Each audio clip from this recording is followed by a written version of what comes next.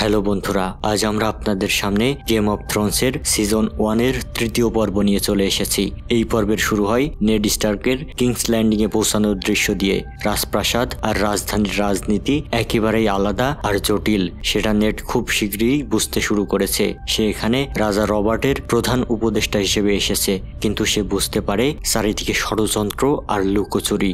নেড যখন রাজপ্রাসাদে পৌঁছায় তখন সে তার পুরনো বন্ধু জন এরিনের মৃত্যুর কাহিনী নিয়ে আরো গভীরে ঢুকতে চাই, কারণ তার মনে হয়েছে এটা কোনো স্বাভাবিক মৃত্যু নয়। অন্যদিকে জন স্নো পৌঁছে যায় নাইট ওয়াচের ব্ল্যাক ক্যাসেলে। সেখানে সে বুঝতে পারে যে গৌরবময় দায়িত্বের কথা তাকে বলা হয়েছিল বাস্তবে তা এতটা গৌরবের নয়। নাইট ওয়াচ এখন দুর্বল, অপরাধী আর অযোগ্য মানুষে ভরা। তবুও জন নিজের দায়িত্ব নিতে চেষ্টা করে এবং ধীরে ধীরে সে নিজের জায়গা তৈরি করতে থাকে। অন্যদিকে ডেনেরিস টারগেরিয়ান ধীরে ধীরে তার স্বামী খাল দ্রোগোর সঙ্গে মানিয়ে নিতে শিখেছে। সে শুধু একজন রাজকুমারী নয়, সে এখন নিজেকে এক শক্তিশালী নারীতে পরিণত করছে। তার ভাই এখনো ড্রাগনদের রাজত্ব ফিরে পাওয়ার স্বপ্নে বিভোর, কিন্তু ডেনেরিস এখন এক নতুন পথের সন্ধানে। বন্ধুরা, প্রথম দুই পর্ব যদি না দেখে থাকেন তাহলে তৃতীয় পর্ব কিছুই বুঝতে পারবেন না। তাই আগে প্রথম দুই পর্ব আমাদের চ্যানেল থেকে দেখে আসুন। আপনাদের সুবিধার্থে ভিডিও ডেসক্রিপশনে আমাদের আগের পর্বগুলোর লিঙ্ক দেওয়া থাকবে। তাহলে চলুন শুরু করি গেম অফ থ্রোনসের প্রথম সিজনের তৃতীয় পর্ব। শুরুতেই আমরা কিংস ল্যান্ডিং দেখতে পাই, যেখানে নেড স্টার্ক তার কন্যাদের নিয়ে পৌঁছালো। সেখানে যাওয়া মাত্রই নেডের কাছে খবর আসে গ্র্যান্ড মিস্টার পাইসেল রাজসভায় মিটিং ডেকেছেন, আর এই মিটিং এ নেড স্টার্ককেও ডাকা হয়েছে, কারণ এখন সে এই রাজ্যের হ্যান্ড অফ দ্য কিং। তিনি যখন হাঁটছিলেন হঠাৎ করেই জেমি ল্যানিস্টারের সাথে দেখা হয়। তারা এই সময় বিভিন্ন বিষয় নিয়ে আলাপ করছিল। এই আলাপ থেকে আমরা বুঝে ফেলি ম্যাড কিং অ্যারিস টারগেরিয়ান যখন রাজা ছিল তখন জেমি ল্যানিস্টার ছিল তার সেনাপতি, আর ম্যাড কিং কে পিঠে জোরালো আঘাত দিয়ে হত্যা করেছিল এই জেমি ল্যানিস্টার। দর্শক, এখানেই আমরা বুঝতে পারি এই ক্ষমতার লড়াইয়ে কেউ নিরাপদ না। পরের দৃশ্যে আমরা দেখি স্মল কাউন্সিলের মিটিং শুরু হয়ে গিয়েছে, আর এখানে আমরা নতুন কিছু মানুষ দেখতে পাই। রেনলি ব্যারাথিয়ন। এই রেনলি হলো রাজা রবার্টের সব থেকে ছোট ভাই। রবার্টের আরো একজন ভাই আছে যার নাম স্ট্যানিস ব্যারাথিয়ন। বন্ধুরা, আমরা পরে স্ট্যানিস ব্যারাথিয়ন সম্পর্কে আরো অনেক কিছু জানবো। আপনারা এখন যে স্মল কাউন্সিল দেখছেন এটা হলো একটা মন্ত্রিসভা, অর্থাৎ এখানে যারা সদস্য তারা সবাই রাজ্যে এক একটা গুরুত্বপূর্ণ বিভাগের দায়িত্ব পালন করে থাকে। এখানে আমরা পিটার বেইলিকে দেখি যে রাজ্যের অর্থ মন্ত্রণালয়ের দায়িত্ব পালন করে থাকে, আর লর্ড ব্যারিস হলো এই রাজ্যের গোয়েন্দা প্রধান।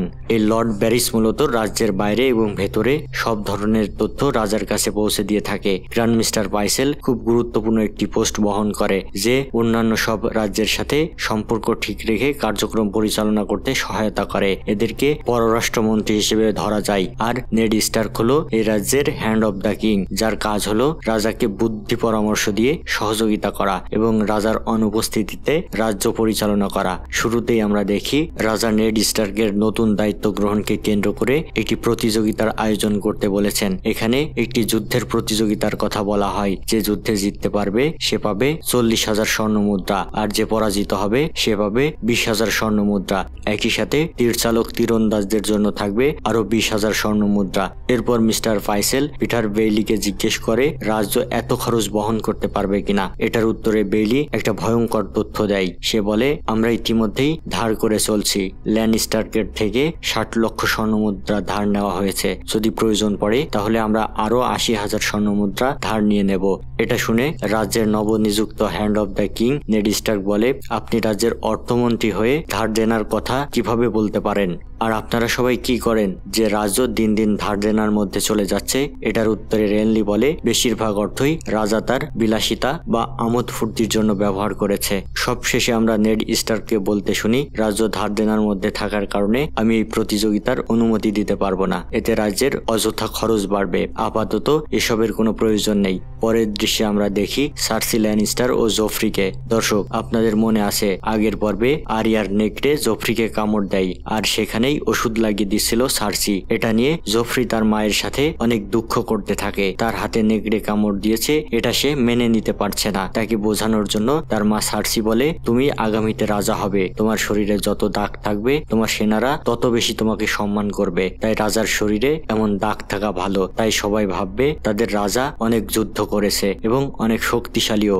জোফ্রি তার মাকে আরো বলে, তারা স্টার্কদের এত গুরুত্ব দেয় কেন? আমরা তাদের গুরুত্ব দেওয়ার কারণে তারা নিজেদেরকে নিজেকে অনেক বড় কিছু ভাবে। এটা শুনে তার মা সার্সি বলে, উত্তরের সীমানা এত বিশাল এবং শীতকালে যখন হোয়াইট ওয়াকারদের আক্রমণ হয় তখন আমাদের বাঁচাতে পারবে একমাত্র স্টার্করাই, তাই তাদের একটু গুরুত্ব দিতেই হয় আমাদের। পরের দৃশ্যে আমরা দেখি নেড স্টার্ক আরিয়ার কাছে যায়। নেড স্টার্ক মেয়ের সাথে বিভিন্ন বিষয় নিয়ে কথা বলতে থাকে এবং জোফ্রির সাথে ঝামেলার বিষয়টি নিয়েও সে তার মেয়ের সাথে কথা বলে। সে মেয়েকে বোঝায় এবং বলে, আমরা এখন রাজ্য থেকে অনেক দূরে আছি, তাই আমাদের সবার সাথে মিলেমিশে থাকতে হবে। এরপর আরিয়া তার বাবা নেড স্টার্ককে প্রশ্ন করে সে কেন জোফ্রির মতো শয়তানের সাথে তার বোন সানসার বিয়ে দিচ্ছে। এই প্রশ্নের উত্তরে নেড বলে, তোমারও একদিন বিয়ে হবে, তুমিও একটা রাজ্যের রানী হবে। এটা শুনে আরিয়া বলে, আমি বিয়ে করব না বাবা, আমি তলোয়ার চালানো শিখে যোদ্ধা হব।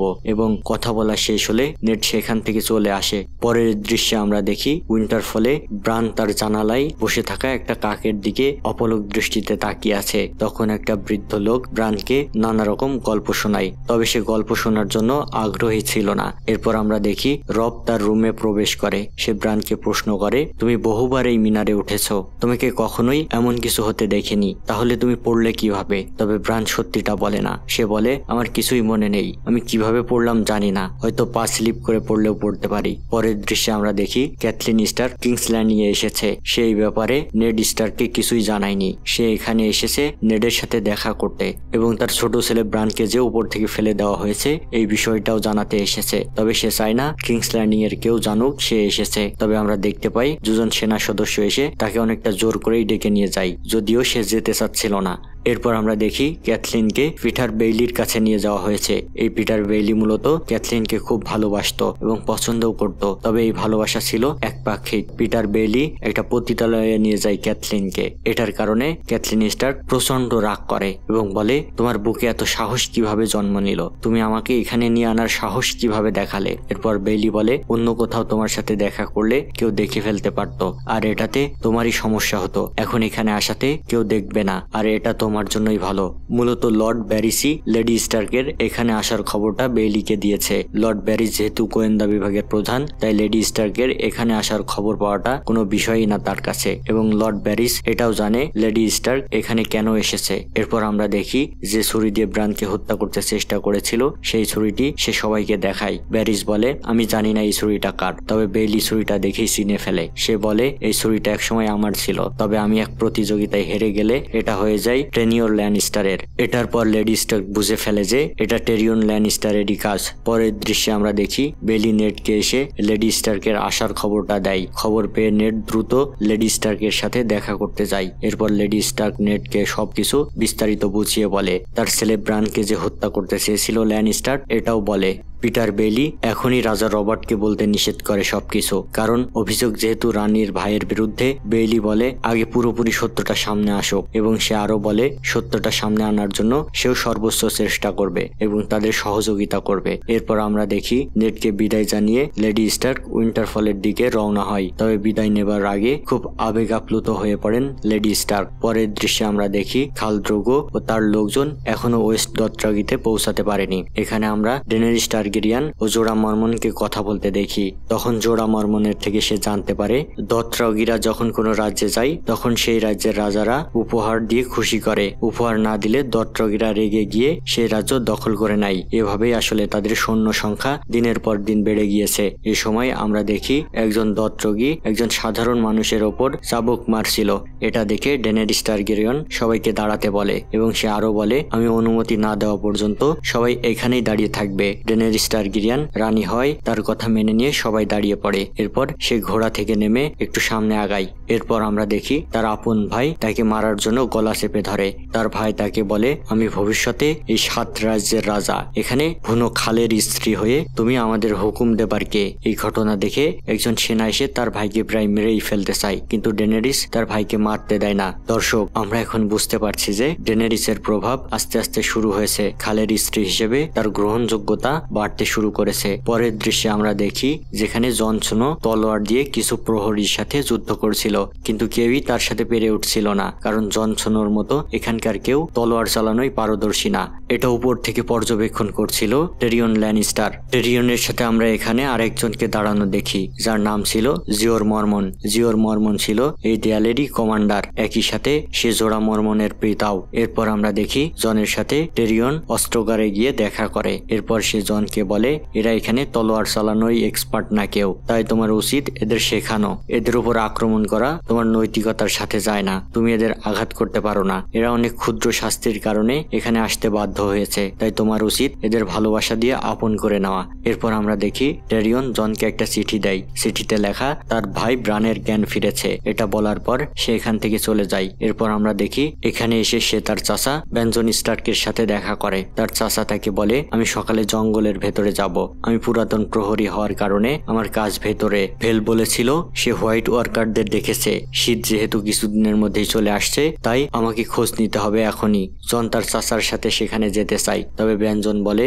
তুমি মাত্র এসেছো, আরো অনেক কিছু শেখা বাকি, আরো সময় যাক, সবকিছু শিখে নাও, তারপর তুমি আমার সাথে যেতে পারবে। পরের দৃশ্যে আমরা দেখি ডেনেরিস দাসীদের থেকে খালদের ভাষা শিখছিল। তবে দাসী ডেনেরিসের মধ্যে কিছু শারীরিক পরিবর্তন দেখতে পাই। আমরা বুঝতে পারি ডেনেরিস মা হতে চলেছে। পরের দৃশ্যে আমরা দেখি জন আজ প্রাচীরের সবাইকে তলোয়ার চালানো শেখাচ্ছে, সবার সাথে অনেক ভালো ব্যবহার করছে।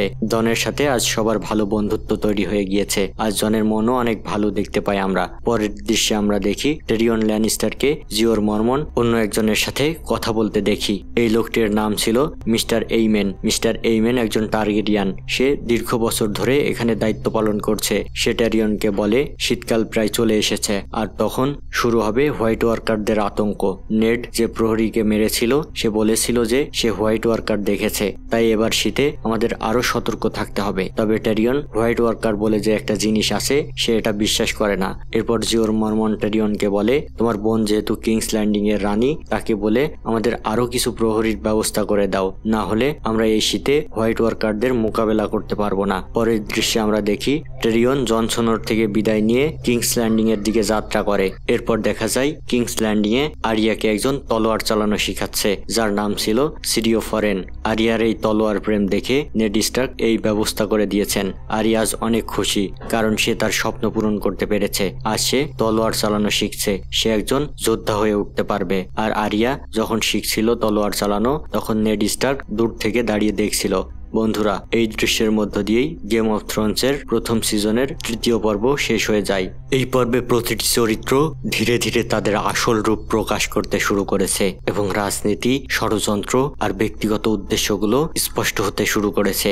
সিরিজের প্রতিটি পর্ব যেন এক একটি দাবার চাল, যেখানে কে বন্ধু কে শত্রু তা সত্যিই বোঝা কঠিন। পরবর্তী পর্বে আরো চমক, আরো টানটান উত্তেজনা, আরো গভীর রাজনীতির খেলা অপেক্ষা করছে, তাই সাথেই থাকুন। আর যদি ভিডিওটা ভালো লেগে থাকে তাহলে লাইক দিন, কমেন্ট করে আপনার মতামত জানান, আর অবশ্যই চ্যানেলটি সাবস্ক্রাইব করতে ভুলবেন না, যাতে পরবর্তী এক্সপ্লেইন মিস না হয়। আজকের মতো বিদায় নিচ্ছি, সবাই ভালো থাকবেন, আল্লাহ হাফেজ।